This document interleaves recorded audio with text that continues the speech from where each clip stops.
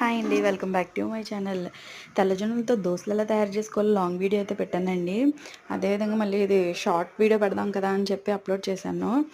అయితే తెల్లజొన్నలను ఒక గ్లాస్ తీసుకుని, మినపప్పు ఉంటుంది కదండి, ఏ మినపప్పు అయినా పర్లేదు, అదో గ్లాసు ఇదో గ్లాసు కూడా వేసుకుని నానబెట్టుకోవాలి. తెల్లజొన్నల్లోనేమో కొంచెం మెంతులు వేసుకోవాలండి. మెంతులు వేసుకుని నానిన తర్వాత నైట్ పొద్దున్నే గ్రైండ్ చేసేసుకోవాలన్నమాట రెండింటిని. మనం దోసల పిండి ఎలా అయితే తయారు చేసుకుంటామో అలాగే ఆ విధంగా గ్రైండ్ చేసుకుని పక్కన పెట్టుకోవాలి. నేనైతే ఈవినింగ్ టిఫిన్కి అని చెప్పి ఇలా చేసుకున్నాను. రెండింటిని ఇప్పుడు అట్ల పిండి మాదిరిగా కొంచెం వాటర్ సాల్ట్ వేసుకుని కలిపేసుకొని మనం దోశలుగా వేసుకోవచ్చు అనమాట. ఆనియన్స్ అయినా వేసుకోవచ్చు, దాని మీద ఎగ్గ కొట్టుకోవచ్చు, ఏ రకంగా అయినా వేసుకోవచ్చు దోశను. ఇది షుగర్ వాళ్ళకి చాలా మంచిది.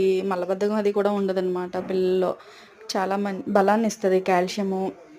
అంతేకాకుండా ఆకలి బాగా తక్కువ వేస్తుంది అనమాట. నేను తింటున్నప్పుడు నేను గమనించింది ఏంటంటే కొంచెం ఆకలి అనేది తక్కువ వేస్తుంది అనమాట. Thanks for watching.